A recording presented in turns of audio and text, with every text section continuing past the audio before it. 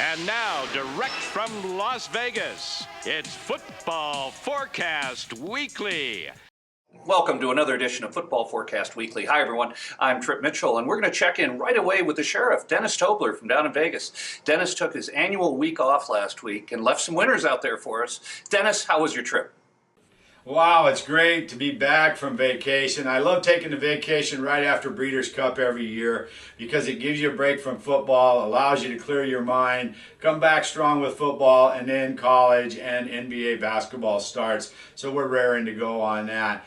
And I had a fantastic time. My wife and I celebrating our 27th wedding anniversary, and it was very ironic because 27 years ago, I caught this trophy sailfish in Puerto Vallarta, Mexico, and 27 years ago to the day, we are in Mammoth Lakes, California, and I catch not one, but two trophy trout, and I'll be sure to show you a picture of them sometime during the show. So back to you, Trip. Hey, Dennis, I'm so glad you had a great time, and congratulations. Your wife is wonderful. How she put up with you for 27 years, I have no clue, but hey, what the heck. Hey, let's talk about a couple big college games this weekend. Baylor has been the story all year long. They have been blowing teams out. Now, they're going up against Texas Tech at a neutral site at Arlington. This should be a little bit of an advantage for Texas Tech. I like Baylor so much, and Sports Illustrated finally recognized them last week. When RG3 left, a lot of people thought that Baylor would be in trouble. They've got to go up against these big teams like Oklahoma and all the conference schools in Texas. So they're kind of at a disadvantage, but this year they're doing a great job. So I'll be interested to hear what Dennis has to say about that game.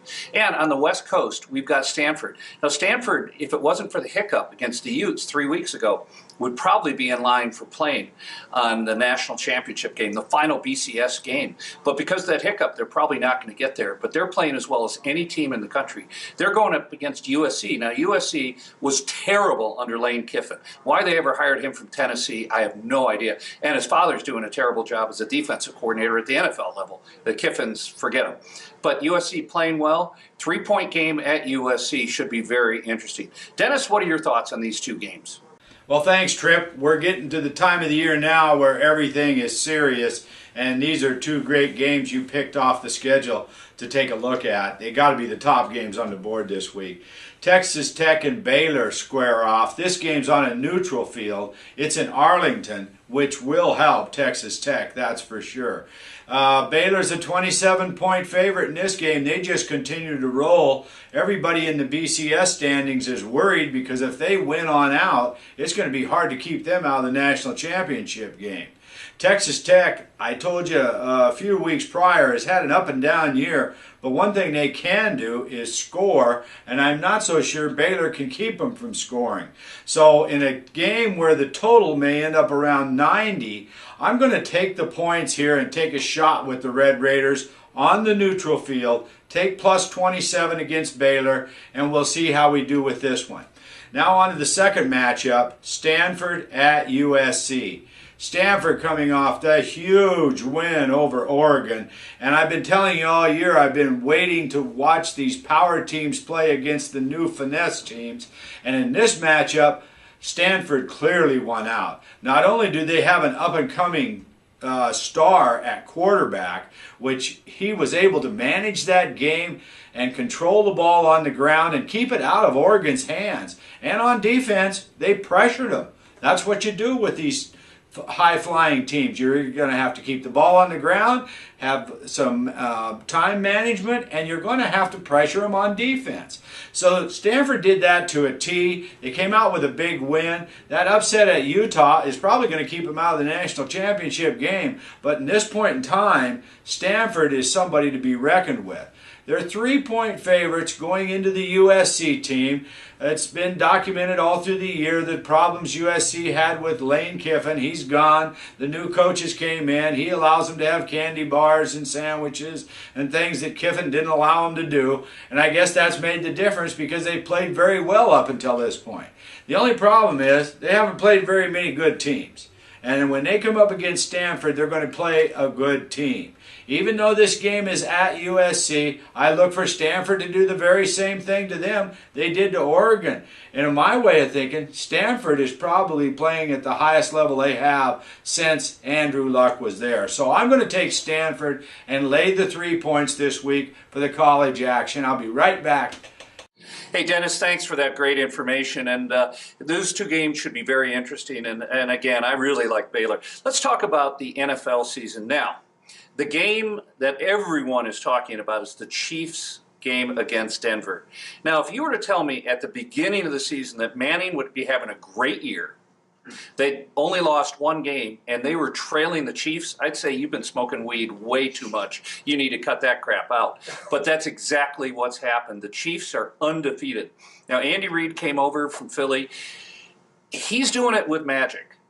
Smith, the quarterback, a lot of people felt he got a raw deal last year with the Niners. Obviously, Harbaugh saw something in Kaepernick where he promoted him after Smith got hurt. Alex Smith, you might remember, was the #1 pick in the draft coming out of the Utah Ute program. However, he is a grinded out type of quarterback. He's never going to throw big balls. He's not going to get you a lot of points in this game. It should be very, very interesting. Now, the big question is Manning going to be healthy? He's coming off that injury. I think he's going to play this week. Should be an interesting game. Now, the other game that I'm excited about is New Orleans. New Orleans coming off that great Sunday night performance against the Cowboys. They're hosting, and they're a great team at home, but they're hosting San Francisco, one of the best defenses, one of the best coach teams, and Kaepernick. So we'll see how that adjustments go. Dennis, what are your thoughts on these two games?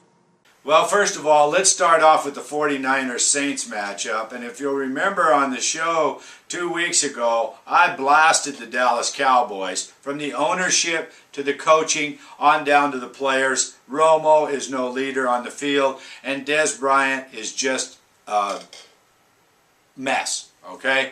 I'll try to keep it a little cleaner than I did when I cut him up a couple weeks ago, but the fact of the matter is Jerry Jones runs a sloppy operation, and that coach he has is obviously terrible, and nobody is in control. And give me a break about Tony Romo. I don't ever want to hear how good he is anymore. He's not good. He's from Eastern Illinois. He's never been good. He's just been playing on talented teams. He can throw the ball real fast, but he can't think. And during watching the game against New Orleans, he would roll out and throw the ball out of bounds every time, never looking for a receiver. So, like I told you 2 weeks ago, you should be playing against Dallas. If you would on Sunday night, you'd have been all smiles like my clients were. Anyway, enough about Dallas. Let's take a look at the 49ers matchup against those Saints.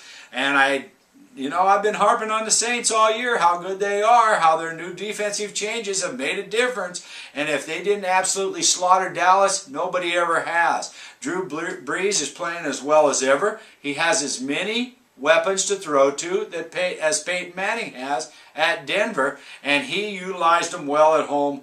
Scoring 49 points was huge. This week, they're 3.5-point home favorites against the defensive-minded 49ers. This is going to be a real battle, and that point spread is right on the number. San Francisco is probably one of the best, if not the best, defensive teams in the league, and I'm hoping and I'm thinking that the coaching staff of San Francisco will be able to do some things that Dallas's coaching staff doesn't have a clue about what to do. I look for this game to be much closer, and the 3 or 3.5 or 4 points should be the line on the game. The 49ers, they've kind of figured out Kaepernick too. He had a great game last week, but the fact of the matter is this read option offense is now being able to be handled by the defensive coordinators in the league. They're bringing their free safeties up to meet them at the line of scrimmage instead of staying back to cover the pass on the read option. And that's making a difference all through the league with all read option quarterbacks. So anyway, San Francisco probably will not be able to keep up scoring-wise with the Saints. Now, the Saints defensively looked very good, and Rex Ryan got his revenge against the Dallas Cowboys, releasing him. But the fact is, San Francisco is much better offensively, much better coached, and I'm not sure Ryan's defense is going to fool San Francisco any. So in a game that figures to be pretty high scoring. I'm going to take the 49ers here, and I think it's going to be a 3-point game is the only reason. I hate to make a selection against the Saints. They're the toughest team in the league at home. So we'll take a shot on the 49ers. Of course, the biggest game of the season now is Kansas City at Denver. The Chiefs, unbelievably, are 9-0. And if you want to attribute that to Andy Reid, go ahead. I can't do it. I mean, I just can't see it. And as a matter of fact, I don't know how they're 9-0. They got rid of their best running back in the league, who now plays for Atlanta. And the quarterback is no mistake prone former Utah San Francisco 49er quarterback, Alex Smith. And he's done a great job of not turning the ball over, not throwing interceptions, and really handling the game very well, considering the lack of running game that they do have. Well, they go up against Denver, and of course, Manning is the big question mark. Everybody's crying about him getting hit the other day. I don't know what you're supposed to do with the guy. You got to come in and hit him if you're going to stop him at all. I look for him to play. He never was mobile in the first place. I don't think it's going to make any difference in this game.